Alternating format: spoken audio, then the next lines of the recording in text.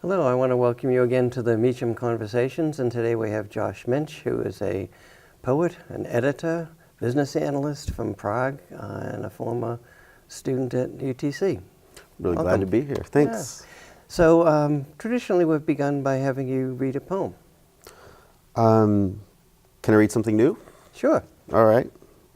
I've been reading a lot from this book that came out earlier this year, so it'd be nice to actually maybe try out something fresh. Okay. This is called It Is Lovely.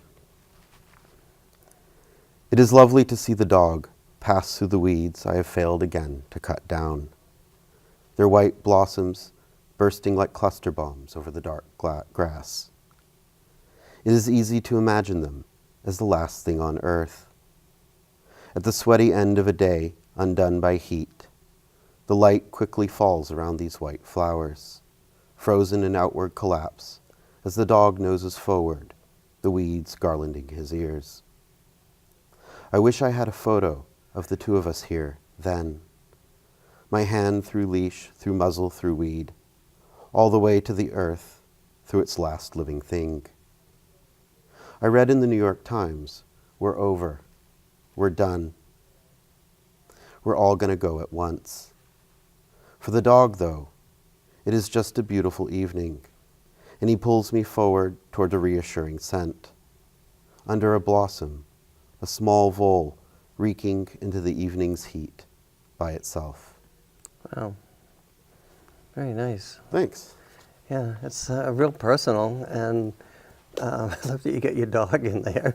The dog's been showing up in a lot of And the poems. New York Times. And the New York Times. I read He the New York probably Times. reads it.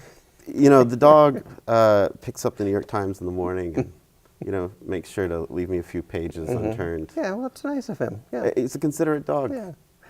Yeah. Takes me for walks and... Now, one thing, of course, it's as personal in some ways, although not with the horrific things that happened in the book, but it does have that kind of personal power to it. How do you see the relationship between the two? Well, I write out of my own concerns and obsessions. The book is a personal history, but I live in the present. And I read the New York Times, and one of the sort of constant pieces of information that I come across there and in other publications that doesn't seem to consume as much attention in the kind of the popular context is the horrific situation we're in with regard to climate change. And I feel a lot of climate anxiety.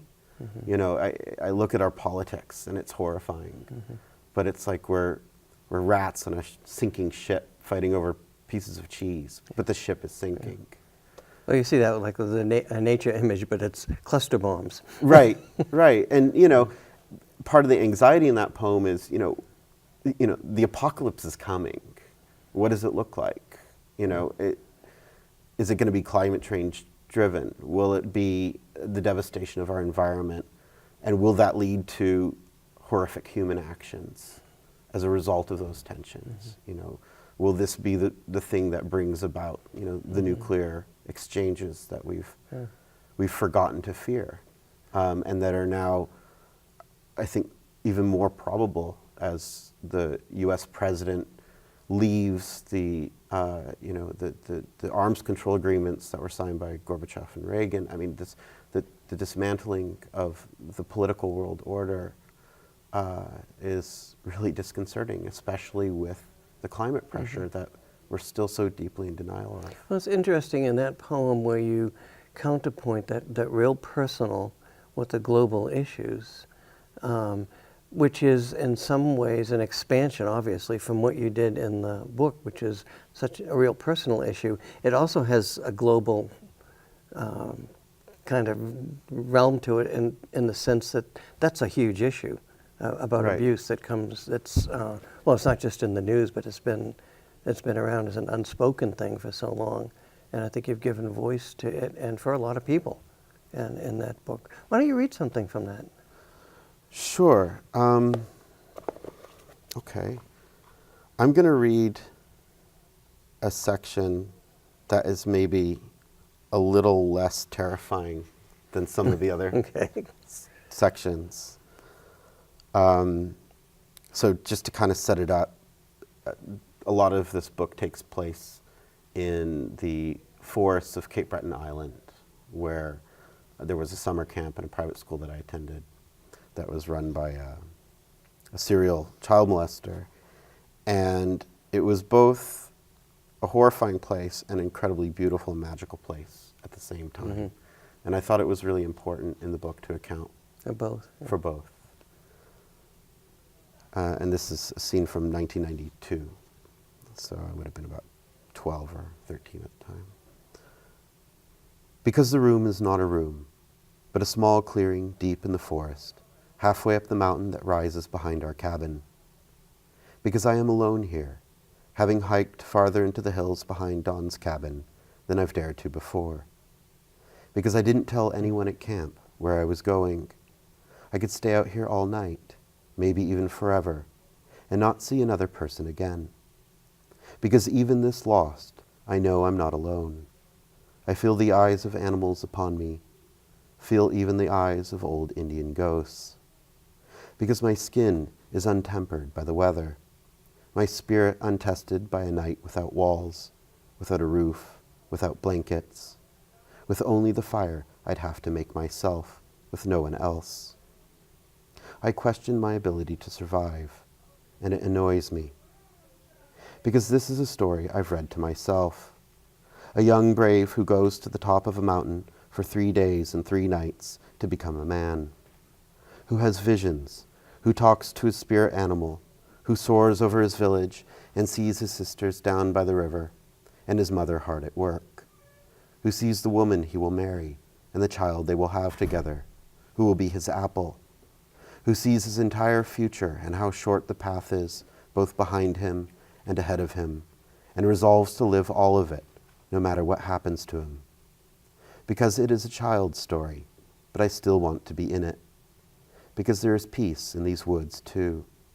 And when I close my eyes, I can hear the trees whispering, can hear insects chewing and trunks creaking, and the drumbeat of birds flitting through the underbrush.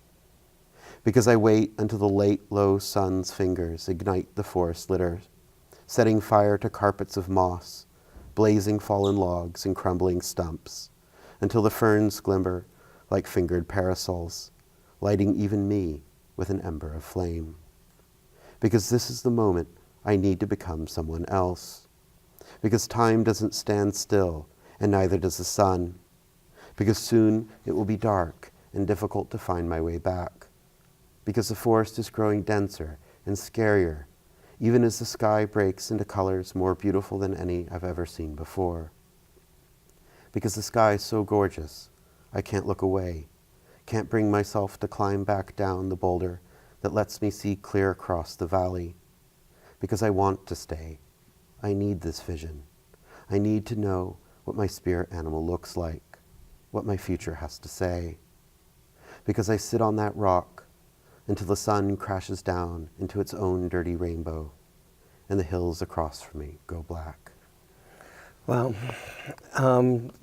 coming as it does in the book, I mean, it's an interesting arc because the reader is getting more and more uneasy as they go along, and all of a sudden you come with this kind of almost mystical, transcendental vision, but then it ends off with that darkness at Right. the end. So, it reminds me of a kind of classic Shakespearean move where, you think, things are going to get better, and then, no.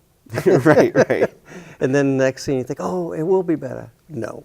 Yeah. And it builds up a lot of tension in there, because you really think, oh, finally we're getting out of this. And but then you get those ominous images, and then of course things go downhill there. Yeah, and they really go downhill after that. So that's pretty amazing. It's also amazing you can talk about it as you do now, after all those experiences. It's amazing. Yeah. Thanks. So, the other thing I was curious about is you juggle so many things. I mean, on the one hand, you're an editor, you're a business analyst, you work for a tech company, and you're a writer. You have a wife. You have the dog, obviously. And Very demanding dog. yes, well educated. Well, literate.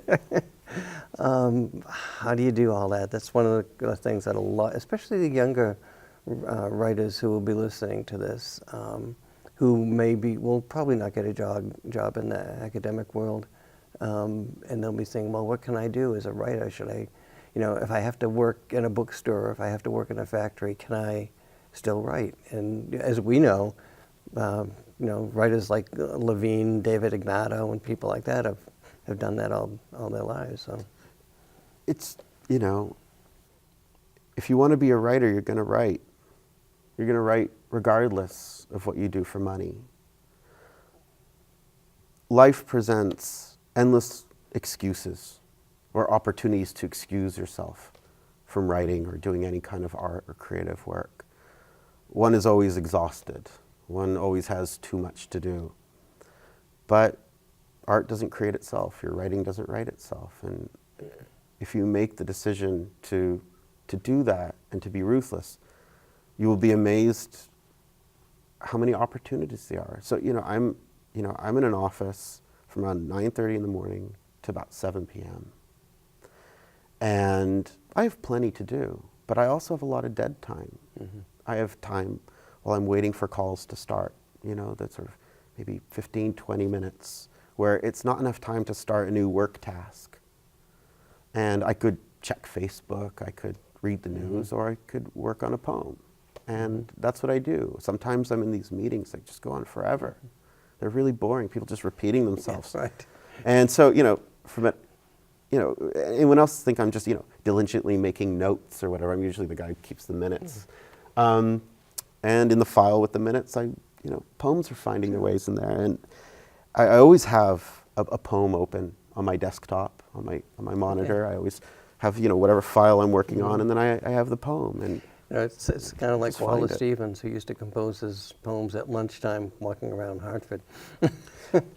But that's it, right? Lunchtime is great. I don't go out for lunch. My colleagues will disappear for half an hour, 45 minutes at a time, and I use that time to write and do editorial work as well. I read submissions and.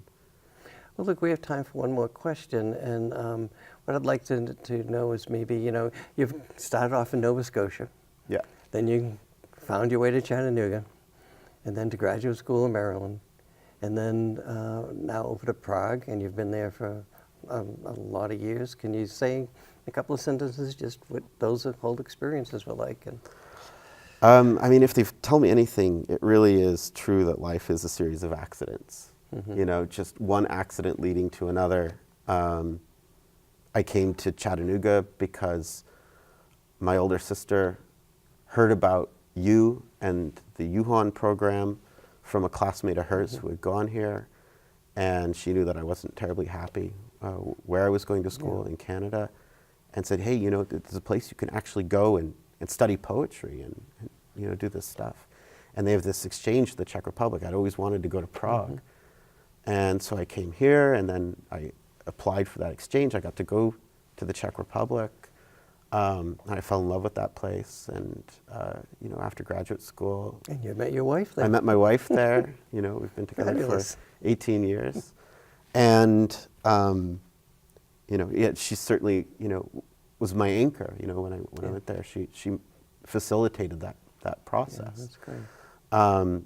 I was going to be deported. She married me. It was great. I'm the classic immigrant story. Well, we should tell that to President Trump. Right. And it's interesting because, there's a lot of Americans or Canadians or whatever who live in Europe. They like to call themselves expats. And I find that a very problematic word. Mm-hmm. I don't like the elitism that implies. Yeah. I really do feel like an immigrant. I immigrated. I pay taxes there. Mm-hmm. I'm fully integrated into the culture. I'm dependent on it, my livelihood, my friends, everything. And, I had to jump through the kind of hoops that someone coming from Mexico or El Salvador or Honduras would hear. So I am deeply troubled by this xenophobic politics that's arisen Yeah. in recent years. And I feel it very personally. And I don't feel in any way above that, because the government could change and decide, you know what, we don't want you here anymore.